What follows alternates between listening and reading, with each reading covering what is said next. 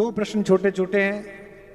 श्रीकांत शुक्ल यहां सुनने आए हैं। वे कह रहे हैं कि कल आपने सिर्फ भरत पर बात की, क्या लक्ष्मण और शत्रुघ्न जी से भगवान का उतना प्रेम नहीं था? ऐसा नहीं है, शत्रुघ्न जी पर सबसे कम बोला गया है। मेरा तो मन है कि एक दिन मैं शत्रुघ्न जी पर ही बोलूं किसी प्रकार से। लक्ष्मण जी पर पहले बोल चुका हूं, कुछ जगह बोला है, लेकिन आपने कहा है कि लक्ष्मण से प्रेम नहीं था। ऐसा नहीं, लक्ष्मण से भी बहुत प्रेम है। वस्तुतः देखो तो राम और लक्ष्मण अलग नहीं है।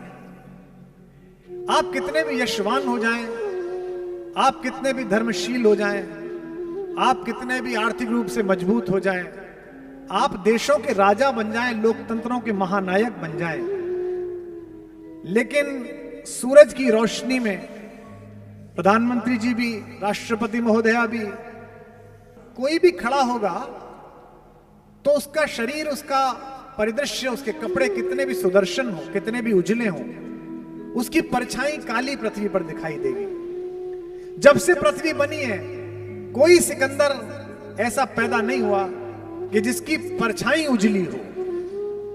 केवल इस विश्व की मर्यादा में इस पृथ्वी पर केवल हमारे राघवेंद्र भगवान राम ही ऐसे चले जिनकी परछाई उजली है। भगवान नीले वर्ण के हैं और उनकी परछाई की तरह चलने वाले लक्ष्मण जी उजले वर्ण के हैं। लक्ष्मण भगवान की उजली परछाई। आप कभी चित्रकूट पधारिए, बहुत अद्भुत जगह है।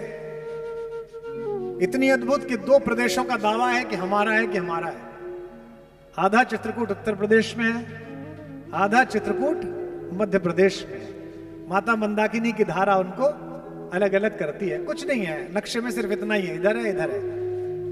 एमपी वाले भी कहते हैं कि हमारे यहां रहे भगवान, हम यूपी वाले कहते हैं कि हमारे यहां भी रहे। चित्रकूट में कामदगिरी की जिस पर्वत पर भगवान ने विश्राम किया, उसके कोने पर चढ़ने के बाद अब तो रास्ते भर भी कुछ मकान और कुछ साधु संतों की कुटियां हैं। वहां एक बहुत बड़ा पत्थर रखा हुआ है। सुनते हैं कि ये सदियों से, 8000 वर्षों से, तभी से ऐसा ही रखा हुआ है। उस पर बैठकर रात्रि भर लक्ष्मण निरीक्षण करते थे कि किसी दिशा से असुरों का प्रवेश तो नहीं हो रहा, कोई गलत पशु तो नहीं आ रहा। महर्षि विश्वामित्र ने 15 वर्ष की आयु में जब राम को अपने शिष्यत्व में स्वीकार किया भगवान को, तो उन्हें बहुत सारी सिद्धियां दी थी। अक्सर लोग पूछते हैं सिद्धि क्या थी। यह सिद्धि यूं मान के चलिए कि उस समय विश्व में डिफेंस साइंस की दो बड़ी लैब थी। जैसे आज नासा को लैब माना जाता है, जैसे आज पेंटागन को लैब माना जाता है, विश्व की सबसे बड़ी दो लैब थी। एक लैब के ओनर, मालिक, चलाने वाले थे महर्षि विश्वामित्र, और एक लैब के चलाने वाले थे महर्षि अगस्त्य। एक उत्तर भारत में काम करते थे, एक दक्षिणापथ में काम करते थे। लेकिन इन दोनों का विज्ञान तो बहुत विकसित हो गया था, लेकिन आयु क्षीण हो रही थी। और ये दोनों ही एक ऐसे सुयोग पात्र को ढूंढ रहे थे जिसके हाथ में सदियों के शोध के बाद बने हुए इन वैज्ञानिक यंत्रों को सौंप कर जाए। पूरी दुनिया किस बात पर चिंतित है कि हमारा एक पड़ोसी देश है, उसने एटॉमिक बम बना लिया है। हमको लेकर कोई चिंतित नहीं है। हम तो सन 77 के बाद से इस प्रयास में लगे। शक्ति अगर गलत हाथों में आ जाए तो वो हिटलर पैदा करती है, और शक्ति अगर जगत के मंगल के हाथों में आ जाए तो वो गांधी पैदा करती है, पटेल पैदा करती है, तिलक पैदा करती है, भगत सिंह पैदा करती है। इस शक्ति को किसको सौंपूं, विश्वामित्र सोच रहे हैं। और विश्वामित्र ने योग्यतम पात्र का चयन किया, जिसका नाम है राम, जो दशरथ का युवराज है। दोनों भाइयों को लेकर गए, राम को सिखाया कि एआई का प्रयोग कैसे करना है, राम को सिखाया कि माया कैसे पहचाननी है, राम को सिखाया कि एक बाण से ही हजारों लोगों को कैसे समाप्त करना है, राम को सिखाया कि अनावृष्टि कैसे रोकनी है। लक्ष्मण को भी एक सिद्धि सिखाई। लक्ष्मण को सिद्धि सिखाई कि बिना पलक झपकाए जागते हुए कैसे सोना है। ये बात 30 साल पहले जब ऐसी ही किसी उद्बोधन पीठिका से मुझसे भी महनीय किसी ऋषि मुख ने कही होगी कि एक ऐसा आदमी जाग कर देख रहा है जो पीछे सो रहा है लेकिन आगे जाग रहा है, तो पश्चिम के विज्ञानवादी लोगों ने कहा यह तो संभव ही नहीं है, या तो आदमी सोएगा या आदमी जागेगा।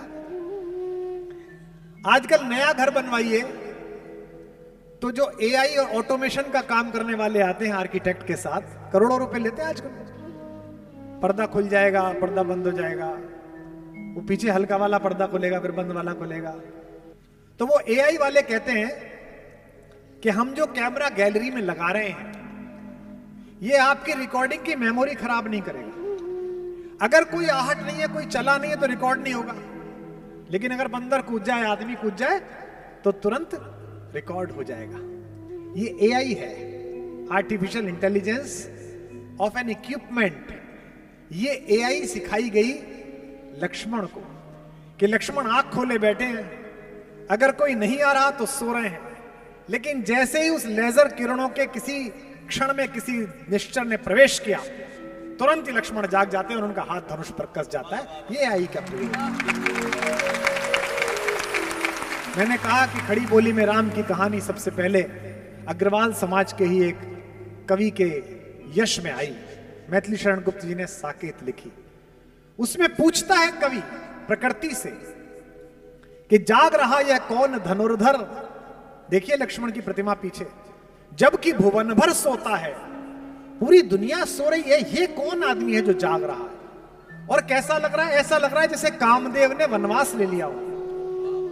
भोगी कुसुमा युद्ध योगी सा, कुसुम के आयुध जिसके हैं ऐसे योगी जैसा पैदा हो रहा है। भोगी कुसुमा युद्ध योगी सा बना दृष्टिगत होता है, किस व्रत में है वीर व्रती है, निद्रा का यों त्याग किए, राज भोग के योग्य विपिन में बैठा आज विराग लिए। कभी पूछता है कि ये तो महल में रहने लायक है, ये कामदेव जैसा सुंदर व्यक्ति वलकल पहने हुए और अपना तीर चलाए हुए ये कौन जाग रहा है। विशिष्ट सुरक्षा प्राप्त लोगों के अंगरक्षकों को आपने देखा होगा, वो दिन के समय काला चश्मा लगाए केवल यूं देखते रहते कि किसी आदमी की किसी चहल पहल में कोई बुरा विकार तो नहीं है। लक्ष्मण इसी भावना के साथ रात्रि में देख रहे हैं। क्यों देख रहे हैं? कवि पूछता है क्यों देख रहे हैं, तो कवि को उत्तर मिलता है। कहते हैं कि बना हुआ है प्रहरी जिसका इस कुटीर में क्या धन है। इस कुटिया में ऐसा कौन सा रिजर्व बैंक ऑफ इंडिया है जिसके लिए यह आदमी बैठा है रात भर, जिसकी रक्षा में रत इसका तन है, मन है, जीवन है। उत्तर देखिए और बलिहारी हो जाइए। मर्त्य लोक मालिन्य मेटने स्वामी संग जो आई है, तीन लोक की लक्ष्मी ने यह कुटी आज अपनाई है। कवि कहता है कि एक रिजर्व बैंक नहीं, पूरी पृथ्वी के किसी भी प्रकार के धन की जो मालकिन है वो इस कुटी में बैठी हुई है। वीर वंश की लाज यही है, फिर क्यों वीर न हो प्रहरी। विजन देश है, जंगल है, निशा शेष है, निशाचरी माया ठहरी। तो लक्ष्मण तो मेरे भाई, क्या आपका नाम है? श्रीकांत। लक्ष्मण तो राम की उजली परछाई है। पैदा होते से ही लक्ष्मण को पता चल गया कि मैं किस लिए पैदा हुआ। हमारे जीवन के 4 हेतु हैं, धर्म, अर्थ, काम और मोक्ष। धर्म तो वो है जो हमें करना है। धर्मो धार्यति प्रजा, प्रजा जो धारण करती है वो धर्म है। रात्रि होने पे हम सोएंगे, ये शरीर का धर्म है। दिन भर का जो भोजन किया है उसका पाचक तत्व अलग निकाल दिया जाएगा और उसका अपाच्य सुबह ही सुबह हम त्याग देंगे, यह शरीर का धर्म है। लेकिन आत्मा का धर्म क्या है, उसका अर्थ क्या है, ये पहले दिन से लक्ष्मण को पता चला। मेरे बाबा कहते हैं गोस्वामी जी, 12 ही से निज हितपति जानी, बचपन से ही अपने हित के बारे में समझ लिया कि मेरा हित का पति कौन है, मेरा जीवन किसके चरणों में है। लक्ष्मण राम चरण रति मानी। कल आकुल की मैंने पंक्तियां सुनाई, उसी का एक पद सुनाता हूं। बचपन में चारों बच्चों को एक एक सोने के पालने में लिटाया और पहली बार सबको दिखाना था राज दरबार को कि कौन से 4 बच्चे दशरथ के यहां पैदा हुए हैं। एक हमारे वे बाल स्वरूप, वे रामलला, दूसरे में भरत जी लिटाए गए, तीसरे में लक्ष्मण लिटाए गए, चौथे में शत्रुघ्न लिटाए गए। सब बच्चों के पैरों में घुंघरू बंधे हुए थे, सब आमोद कर रहे थे, सब प्रसन्न थे, नहाए धोए अच्छे कपड़ों के। एक बच्चा रोए ही जा रहा है और वो चुप ही नहीं हो रहा। वो चुप कैसे हुआ और वो कौन बच्चा था? यही श्रीकांत भैया तुम्हारे प्रश्न का उत्तर है कि पालने में लखन व राम जी लिटाए गए, पालने में लखन व राम जी लिटाए गए, लेटते ही करुणा सदन चुप हो गए, लेटते ही करुणा सदन चुप हो गए, लेटते ही करुणा सदन चुप हो गए। पालने में लखन व राम जी लिटाए गए, लेटते ही करुणा सदन चुप हो गए, लेटते ही करुणा सदन चुप हो गए, लेटते ही करुणा सदन चुप हो गए। किंतु लक्ष्मण कुछ ऐसा तेज रोए, किंतु लक्ष्मण कुछ ऐसा तेज रोए, जिन्हें रोता देख धरती गगन चुप हो गए, धरती गगन चुप हो गए, रोता देख धरती गगन चुप हो गए। राजवैद्य आए कोई रोग ना बता सके तो, राजवैद्य आए कोई रोग ना बता सके तो, ज्योतिषी भी करके यतन चुप हो गए, ज्योतिषी भी करके यतन चुप हो गए, ज्योतिषी भी करके यतन चुप हो गए। गुरु ने उठाया और लखन को राम के चरण में लिटाया तो लखन चुप हो गए, लखन चुप हो गए, चरण में लिटाए तो लखन चुप हो गए।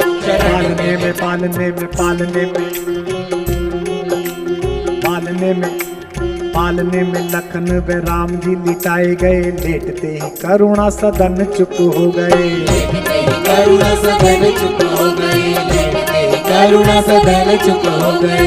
किंतु लक्ष्मण कुछ ऐसा तेज रोए, जिन्हें रोता देख धरती गगन चुप हो गए, रोता देख धरती गगन चुप हो गए, रोता देख धरती गगन चुप हो गए। राजवैद्य आए कोई रोग ना बता सके तो, ज्योतिषी भी करके यतन चुप हो गए, ज्योतिषी भी करके यतन चुप हो गए, ज्योतिषी भी करके यतन चुप हो गए। गुरु ने उठाया और लखन को राम के चरण में लिटाया तो लखन चुप हो गए, चरण में लिटाया तो लखन चुप हो गए, चरण में लिटाया तो लखन चुप हो गए। बचपन में जिस बच्चे को यह पता चल गया कि किन चरणों के प्रभाव से मेरे पीड़ा का उपचार होगा, वे लक्ष्मण है। इसलिए आपका प्रश्न कि भरत से कम प्रेम है कि ज्यादा प्रेम है, नहीं, सबसे बराबर है। और लक्ष्मण की मां मेरी मां सुमित्रा भी मेरी मां कौशल्या से कम नहीं। जाते हैं लक्ष्मण पूछने के लिए कि मां, भैया और भाभी वनवास जा रहे हैं, कि मैं चला जाऊं कि नहीं चला जाऊं? आप मां हैं, आपसे पूछने आया हूं। मां कहती है तुझे किसी ने गलत बता दिया, मैं तेरी मां हूं। कहती है तेरी मां तो सीता है बेटा, तात राम सब भांति सने। और कहती है कि यहां रहने से अयोध्या में रहूं या जंगल में जाऊं? तो सुमित्रा ने क्या कहा? अवध तहां जह राम निवासु, तहां दिवस जहां भानु प्रकाशु। बेटा जैसे जहां सूरज निकलता है दिन वहीं हो जाता है, राम जहां रहेंगे वहीं अयोध्या हो जाएगी, तो इसलिए अयोध्या में। और मन ना बदल जाए, बेटे के मन में शंका ना आ जाए, इसलिए कहती हैं जो पे राम सिया वन जाही, अवध तुम्हार काम कछु नहीं। तेरा कोई काम नहीं है। कैसा परिवार है, कैसी पत्नी है उर्मिला। सीता तो फिर भी भगवान के सामीप्य में है, चाहे वनवासी जीवन है, लेकिन पति तो है, सुख दुख में साथ वाला। उर्मिला से तो पूछा भी नहीं गया। उर्मिला जब भरत आए जंगल में मनाने के लिए राम को, तो पूरे अयोध्या को लेकर आए। एक कथा आती है कि उर्मिला उस दिन आई सीता उनकी बहन भी है, देवरानी होने के अतिरिक्त उनकी बहन भी है। वो सीता की कुटिया में बैठ गई। अब सब लोग बैठे हुए हैं, पुरुष तो अंदर जा नहीं रहे, तो लक्ष्मण से बात तो कर नहीं सकती। तो सीता बड़ी बहन होने के अतिरिक्त हम सबकी मां भी है, और जिनकी बड़ी बहनें उन्हें पता हो कि बड़ी बहनें अक्सर मां हो जाती हैं, छोटी बहनें इस तरह बात करती हैं उनसे। मां से भी जो बात नहीं करती छोटी बहन, वो बड़ी बहन से बात कर लेती है। सीता मनोभाव समझ गई कि मैं तो अपने पति के साथ रहती हूं, उसने तो देखा ही नहीं है। तो उन्होंने लक्ष्मण से कहा कि लल्ला, मेरी झोपड़ी में, कुटिया में फूलों की डलियां रखी है, उसे उठा लाओ, तुम्हारे भैया की शाम की संध्या के लिए माला बना दूंगी। लक्ष्मण ने कहा जो आज्ञा भाभी, और तेज गति से लक्ष्मण गए। लक्ष्मण को क्या पता, जैसे ही कुटिया का द्वार खोला तो सामने उर्मिला, वो खड़ी हो गई। अब सोचो, पूछ के नहीं आए हैं, लेकिन जैसे ही देखा, अब लक्ष्मण असमंजस में कि लौटूं कि बात करूं, तो मैथिली शरण गुप्त कहते हैं, खुद उर्मिला ने आगे बढ़कर मुस्कुराते हुए कहा, कभी मेरे बाग में घूमने वाले हो हिरन, आजकल तू जंगल में घूमता है, मैं तुझे बांधूंगी नहीं, इसलिए भय मत कर। मेरे उपवन के हरिण आज वनचारी, मैं बांध न लूंगी तुझे, तजो भय भारी। लक्ष्मण भी कहते हैं कि मैं तुम्हें इसलिए नहीं छोड़ के आया कि मैं तुमसे प्रेम करता हूं, मैं तुम्हें इसलिए छोड़ के आया हूं कि सीता तो अधिकारिणी है राम का प्रेम पाने के लिए। राम अधिकारी हैं कि सीता जैसी दिव्य विभूति और भगवती का पाणी ग्रहण करें, पर मुझ में तो कोई योग्यता ही नहीं है कि मैं सीता की बहन का हाथ थामूं। वन में तनिक तपस्या करके बनने दो मुझको निज योग्य, भाभी की बहना तुम मेरे, अर्थ नहीं केवल उपभोग्य। तुम केवल मेरी पत्नी नहीं हो, तुम जगत नंदिनी सीता की बहन हो। मुझे इस योग्य तो बनने दो कि कोई व्यक्ति ये ना कहेगी, अरे कहां तो सीता का पति मर्यादा पुरुषोत्तम राघवेंद्र, और कहां उर्मिला का पति, तो वे तो तपस्वी हैं ही, मुझे तपस्या करने दो। आप सबको पता है कि जब संजीवनी बूटी लेकर गए हनुमान, तो रास्ते में उत्तर प्रदेश क्रॉस किया, एयर सीमाओं का सर्वेक्षण था कि कोई क्रॉस ना कर ले। रडार ने बताया कि ऊपर एक अद्भुत तरीके का कोई यान जा रहा है। भरत ने कहा कि ऐसे बिना अलार्म के कोई अयोध्या की एयर सीमा कैसे क्रॉस करेगा, उतारो इसे नीचे।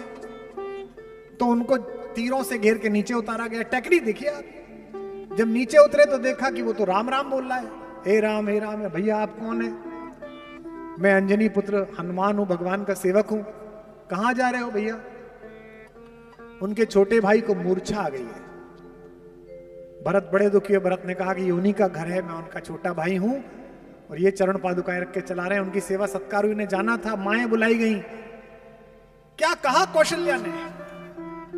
कौशल्या ने हनुमान के कान में चुपचाप कहा, भैया मेरे बेटे से कह देना 14 वर्ष प्रतीक्षा बहुत करी है, लेकिन लक्ष्मण के बिना अयोध्या ना आए।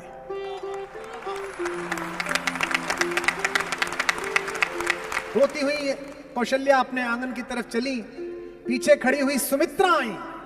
सुमित्रा ने कहा, भैया मुझे पता नहीं दीदी ने तुमसे क्या कहा है, राम से कह देना सीता को वापस लेके आए। लक्ष्मण ना भी रहा तो मेरे पास अभी एक लाल और है, उसे साथ लड़ने के लिए भेज दूंगी।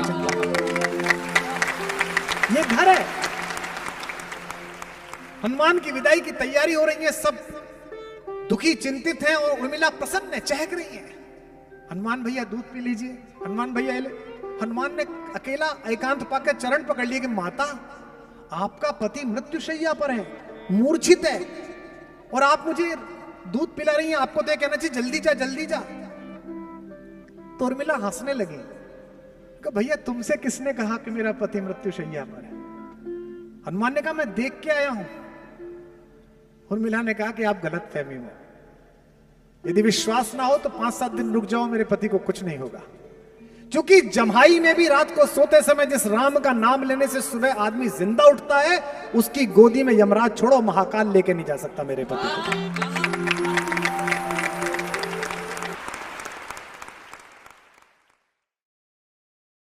प्रतिवर्ष रामलीला हो रही है। रामलीला की क्या कहानी है? रामलीला की कहानी इतनी है कि एक दशरथ के पुत्र हैं जो वनवास के बाद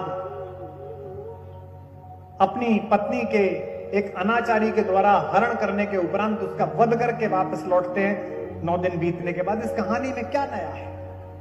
इस कहानी में कुछ तो अमृत तत्व है कि दुनिया के सबसे बड़े संकट कोरोना के समय भी यह कहानी भारतीय टेलीविजन पर दिखाई गई तो पूरी दुनिया की नंबर 1 टीआरपी लेकर वो कार्यक्रम भी आ गया। ऐसा क्या कहानी है?